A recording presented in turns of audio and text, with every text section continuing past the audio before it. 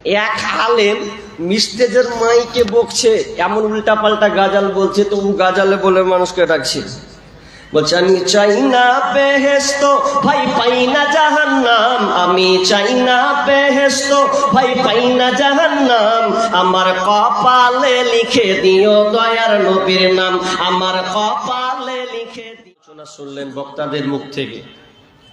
আমি হতভাগা শেষ আলোচক, আর শেষ বক্তা হওয়া মানে কিছু থাকে না, এ যে কটাকে নিয়ে হয় চালিয়ে দেয়, লাস্টে সাপ খেলার মতন। ওই যে না বলে যে দামি জিনিস দেখাবো শেষের বেলায়, তো লাস্টে দেখবেন কিছুই থাকে না। ওই জন্য আমি শেষে উঠেছি। কিন্তু দুঃখ হলো এটাই, যদি এটা মজলিস না হয়ে কোনো যাত্রাপালা হতো, কোনো ড্যান্সের জায়গা যদি হতো, মানুষের ঢলের শেষ থাকতো না। আসলে আমরা এমন মুসলমান, এই মুসলিমদের যা অবস্থা, তো কি করা হবে ভাই? একটা শিক্ষক, মাস্টার, একজন শিক্ষকের ওর বৈশিষ্ট্য হচ্ছে যে যখন নতুন কোনো ছাত্র তার স্কুলে যখন আসে, যখন ওর মাদ্রাসায় আসে, সেই শিক্ষকটা কয়েকটা কাজ করেন। তার মধ্যে একটা কাজ তিনি করেন, সেটা হচ্ছে যে আমার মাদ্রাসায় কিংবা আমার স্কুলে কোন লেভেলের ছাত্র, যে ছাত্রটা যে ভর্তি হবে, তো ছাত্রটার মেধাটা কেমন আছে এটা আমি আগে পরীক্ষা করব। ভালো করে শোনেন, আপনাদের উদ্দেশ্যে বলছি, আর যারা ঘুরছে তাদের উদ্দেশ্যে বলছি। এবার একটা নতুন ছাত্র ঢুকলো, যটা নতুন ছাত্র ভর্তি হয় সবাইকে পরীক্ষা করে। পরীক্ষাটা কেমন? ওই শিক্ষকের একটা ময়ূর ছিল, ময়ূর, বা আপনি টিয়া পাখি বলতে পারেন, কাকাতুয়া বলতে পারেন। তো ওই পাখিটাকে ওই শিক্ষক চারটা কথা শিখিয়েছে। চারটা কথা বললাম, কটা বললাম ভাই? চারটা কথা শিখিয়েছে। প্রথম বলছে, যখন আসবে তখন বলবি শিকারি আয়েগা, দানা ডালেগা, জাল বিছায়েগা, ফসনা নেহি। কটা বললাম? চারটা হয়েছে তো? এই চারটা কথা ওই পাখিকে শিখিয়ে দিয়েছে। ও চারটা কথাই খালি মুখস্থ করে নিয়েছে। এবার ওটাই বলে যাই, যখন একটা নতুন ছাত্র যাচ্ছে, যা তো আমার পাখিটাকে ধরে নিয়ে গে, যা দেখি তো কেমন মেধা আছে, আমার পাখিটা ধরে নিয়ে গে। তো পাখি যখন ধরতে যাচ্ছে, তো সঙ্গে সঙ্গে পাখি বলছে শিকারি আয়েগা, ডানা ডালেগা, জাল বিছায়েগা, ফসনা নেহি। বলছে শিকারি আসবে, খাবার দিবে, জাল পাতবে, আর ফেসে যাবো, আমি এখান থেকে ফাঁসবো না, তো আমি ফেসে যাব। তো এই চারটা জিনিস কথা যখন বলছে, তো নতুন ছাত্রটা বলছে যে এই শালা পাখি চালাক আছে, এ তো ধরাই দিবে না আমাকে। ও চারটা কথা বলছে, তার মানে কি নিশ্চয়ই এই ব্যাপারে সচেতন আছে।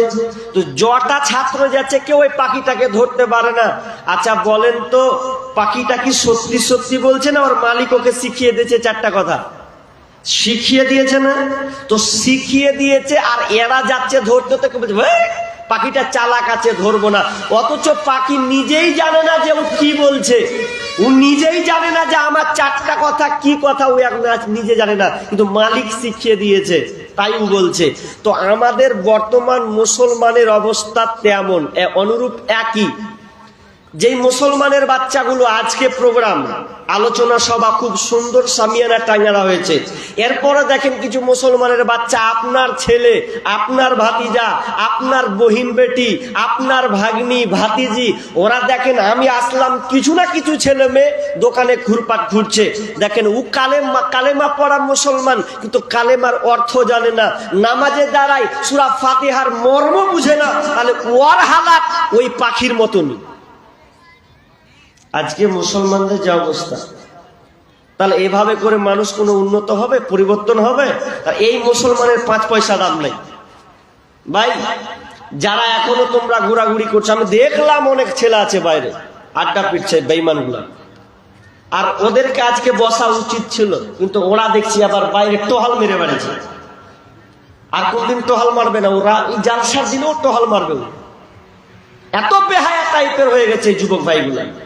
ওই ভাইদেরকে পায়ে জোর হাত জোর করে বলবো, ভাই লজ্জা বলে যদি কিছু থাকে ওগুলো ছাড় রে বাপ, তারপরে তো এইদিকে আয় বস, কিন্তু না বসবে না। আমার মতো নিয়ম গালা দেখেন ঘুরে বেড়াইছে, কি বলবো। আর যে চাচা কটা বসে আছেন, এই চাচা কটা খুব ভালো, আপনারা নেকির জন্য বসেছেন, ওরা নেকি কাটার লেগে শুরু করছে, মানে এদিকে নেকি লিছে, ও ভাতিজাগুলো নেকি কাটছে, দেখেন গা কি করবেন আপনি। আমার আজকের আলোচ্য বিষয় আখিরুজ্জামান, কিয়ামতের পূর্ব লক্ষণ। পৃথিবী ধ্বংস হবে তো নাকি? কথা বলেন হবে তো? আর কথা বলেন ঘুমটা ছুটবে, এ তো শেষের ঘুমানোর সময়। কত সুন্দর বিছানা ছেড়েছেন না, 12টা বেজে গেছে, মানে কি ডেট নিয়েছে 29 তারিখ নাকি?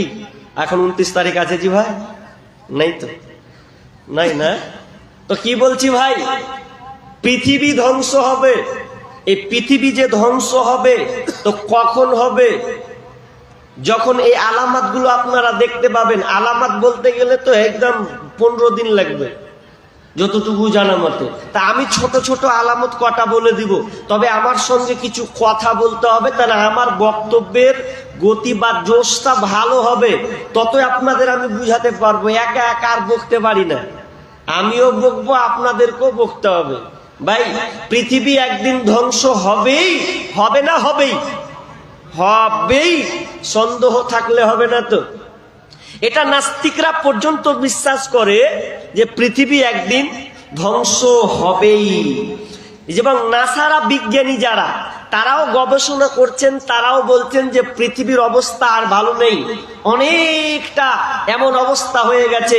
ওই জন্য দেখবেন তারা ঢেল মেরে মেরে বলে 2026-এর মধ্যে মনে হয় গেল, 2025-এর মধ্যে মনে হয় যাবে, 2030-এ মনে হয় আর থাকবে না।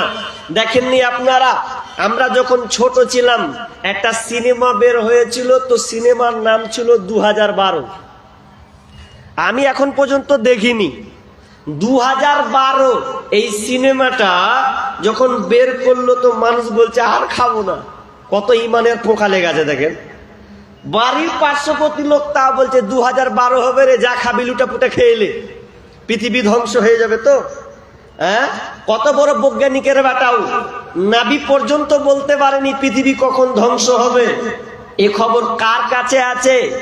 আল্লাহ তাআলা বলছেন, বিসমিল্লাহির রহমানির রহিম, ইয়াসালুকান নাসু আনিস সাআহ কুল ইন্নামা ইলমুহা ইনদাল্লাহ ওয়া মা ইউদরিকা লাআল্লাস সাআতা তাকুনু করিবা। রব্বুল আলামিন নবীকে বলছেন, নবী হে, আপনাকে ওরা কিয়ামত সম্পর্কে জিজ্ঞাসা করেন, আপনাকে কিয়ামত সম্পর্কে, অর্থাৎ পৃথিবী কখন ধ্বংস হবে এই ব্যাপারে আপনাকে তারা জিজ্ঞাসিত করেছে, প্রশ্ন করেছে। নবী আপনি বলে দেন, কুল ইন্নামা ইলমুহা ইনদাল্লাহ, এই জ্ঞান কেবলমাত্র আল্লাহর কাছে, আমার কাছে রয়েছে। এটা জ্ঞান শুধু আমার কাছে আছে, পৃথিবী আর কারো কাছে নাই। একমাত্র আল্লাহ ছাড়া এই জ্ঞান পৃথিবীর কেউ রাখেন না, বরং নবীরা পর্যন্ত এই জ্ঞান রাখেন না। তবে আল্লাহ বলছেন, নবী ওয়া মা ইউদরিকা লাআল্লাস সাআতা তাকুনু করিবা, তবে নবী জেনে নাও কিয়ামত যে কত দূরে আছে, বেশি দূরে নয়। ও নবী হে, এই কিয়ামতটা খুবই অতি সন্নিকটে এসে পৌঁছেছে, আর বেশি দূরে নয়। তাহলে কিয়ামতটা কখন হবে? জি, কখন হবে? মোটর সাইকেল চালান তো নাকি? Motor cycle, bike, motor cycle যখন চালাই তো আগে পেট্রোল ঢাললে আপনার কি হয়, পেট্রোল দিতে হয়, তাই তো? পেট্রোল দিবেন, ক লিটার যাবেন আপনি, 100 টাকার বলেন আর 500 টাকার বলেন, যা বললেন বললেন। তো পেট্রোল যখন আপনি ভরলেন, তো পেট্রোল ভরার পর আপনি এই হাই রোড ছেড়ে দিলেন। হাই রোড যখন ছেড়ে দিলেন, চলতে চলতে চলতে চলতে চলতে চলতে আস্তে আস্তে আস্তে আস্তে আস্তে যখন আপনার পেট্রোলটা ক্ষয় হবে, শেষ হবে, তখন একটা ওয়ার্নিং দেয়, কি দেয় না? পেট্রোল যখন শেষ হয় তখন একটা করে না, আওয়াজ দেয় না? আস্তে আস্তে ধমকায় না? মানে বলে তো পেট্রোল শেষ হতে এলো আর তুই চালাচ্ছিস, ভোর ভিতর তেল ভর, না হলে হেঁটে হেঁটে বাড়ি যাবে। ওয়ার্নিং দেয় কি দেয় না? দেয়। তো ঠিক তেমনি ভাবে বিশ্বনবী আমাদেরকে কিয়ামতের আলামত গুলো তিনি বলে গেছেন। আর কত চৌদূর পৃথিবীটা ঘুরবে, কত দূর পৃথিবীটা রানিং হবে, এটা বিশ্বনবী আমাদেরকে বলে গেছেন। যখন তোমরা এই আলামত গুলো দেখতে পাবে, তখন তোমরা জেনে নাও কিয়ামত অতি সন্নিকটে। সাধারণ করে একটা উদাহরণ দিয়ে আপনাকে বুঝার জন্য বলছি আপনাকে। আচ্ছা আপনারা বলেন তো ভাই, পৃথিবী সুন্দর না অসুন্দর?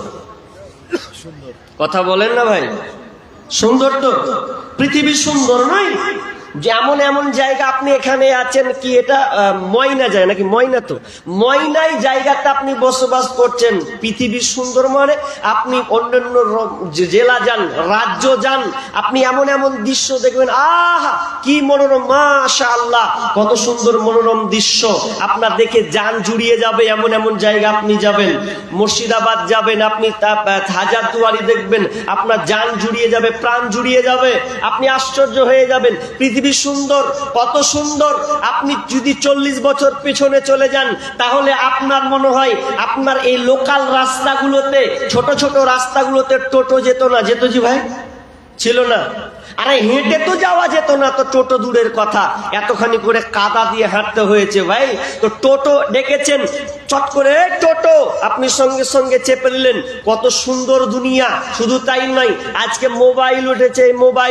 মোবাইলে আপনি এখানে ময়নাতে বসে বসে, আপনার ভাই মুম্বাই আছে, হ্যালো ভাই তোর মুখখান দেখিনি রে, মুখখান দেখি তো, ওরে আমার ভাই রে কেমন হয়েছে খেটা হতো, মানে সব বলে দিচ্ছে ও মোবাইলের মাধ্যমে। তাহলে কত সুবিধা। তাহলে পৃথিবীর যান্ত্রিক সভ্যতা, যান্ত্রিক মডেলের যুগ যত আসবে তত উন্নত হবে। কিন্তু পৃথিবী বাহ্যিক দৃষ্টিতে সুন্দর, কিন্তু পৃথিবীর অবস্থা যদি গভীরতা ভিতরে চলে যান, তাহলে আপনি কোরআনকে জিজ্ঞাসা করেন, হাদিসকে বলেন, পৃথিবীর অবস্থা এখন কেমন আছে, কি রেজাল্ট দেবে জানেন? আমি অসুস্থ আছি না, আমি এখন ধরে নিন অসুস্থ আছি, এই উদাহরণটা বুঝেন, তারপর আমি চলে যাচ্ছি। আমি এখন অসুস্থ আছি, আমার বুকের পার্টস নষ্ট হয়ে গেছে, নাই ভ্যানিশ হয়ে গেছে, ভালো লাগছে না, মনে হচ্ছে বুকের পার্টসগুলো মনে হয় ক্ষয় হয়ে গেছে, এবার আমার ভাল লাগে না, বসে আছি। তাই একজন ভাই বলছে, ভাই একটু হাস না, ছবি তুলবো, একটু ছবি তুলবো। ও আমি বসে আছি, আমার বুকলে জ্বালা জ্বলতে সইতে পারি না, ও আমার ফেসবুকে আমার ছবি তুলবে মোবাইলে। এ ভাই রেডি হ, রেডি। মোবাইলে যখন ছবি তুললে, তো ছবি যখন তুলে, আচ্ছা দেখতে খারাপ লাগে না, ভালো লাগবে? ভালো লাগবে না? ভালো লাগবে কি লাগবে না? মোবাইল এমন জিনিস, আপনি যদি ছিঁড়া পড়ে যদি তুলেন তাও ভালো লাগবে, ভালো লাগবে না? ভালো লাগবে। মানে ওটা হচ্ছে স্টুডিও ক্যামেরা, ওটা ক্যামেরার সৌন্দর্য দেখাবে।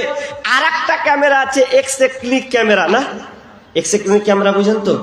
এই যে ভেতরে জিনিস, পা ভেঙে গেছে দেখা যাবে, পাশ নষ্ট হয়ে গেছে দেখা যাবে, ওটা দেখা যায়।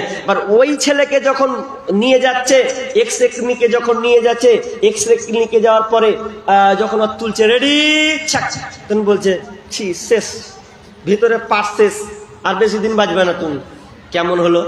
একই ছবি, ও তুলেছে ওটাই, এ তুলেছে মোবাইলে, দুইটা দুরকম বলছে। ই বলছে তোর জিন্দেগি ভালো নাই, আর বাঁচবি না, আর ই বলছে তুই ঠিক না, বাম্পার লাগছে দেখতে, দুইটা দুই নম্বর।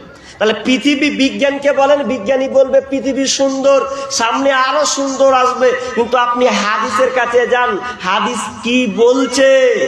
হাদিস বলছে আর দুনিয়া নয়, দুনিয়াটা এমন একটা অবস্থায় চলে গেছে, আর বেশি দূরে নয়, পৃথিবীর ধ্বংসের দিকে চলে গেছে। কেন কেন? তো আপনাকে এই কোরআন হাদিস আপনাকে রিপোর্ট দেবে। যখন তোমরা এই কাজগুলো করবে, তখন তোমরা জেনে নাও কিয়ামত সন্নিকটে। এবার আপনাকে আমি একটা একটা করে বলবো, আমি কতটা বলতে বলতে পারবো নিজেও জানি না, তবে আপনাকে আমি কয়টা আলামত আমি আপনাকে বলছি। বিশ্বনবী তিরমিজির হাদিসে প্রথম নম্বরে বলছেন, আনাবি হুরায়রা রাদিয়াল্লাহু তাআলা আনহু قال قال رسول الله صلى الله عليه وسلم اذا اتخذ الفيض والا والامانه مغنما والزكاه مغراما وأتلم لغير دين।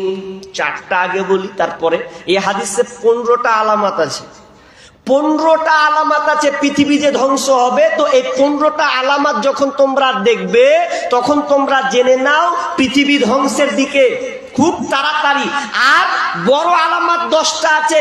এই 10টা আলামত এমনই একটি আলামত যখন সচক্ষে তুমি দেখতে পাবে তখন 100তে 100 পৃথিবী ধ্বংস শুরু হয়ে গেছে, তখন আবার রানিং হয়ে যাবে। তাহলে আমি 15টার মধ্যে আগে 4-5টা বলি, আর অন্যান্য হাদিসগুলো তো অনেক আছে, ওগুলো একটা একটা করে নিয়ে আসবো সাইড ক্রস করে। নম্বর, বিশ্বনবী বলছেন ইদাতুকিদাল ফাইয়ুদু আলান, যখন জনসাধারণের মাল, যখন নেতারা নিজের মনে করবে জনসাধারণের মাল নেতারা লুটে লুটে খাবে, তখন তোমরা জেনে নাও কিয়ামত সন্নিকটে। আচ্ছা, এটা চলছে না চলছে না ভাই? হ্যাঁ, আপনার এদিকে চলে না নাকি?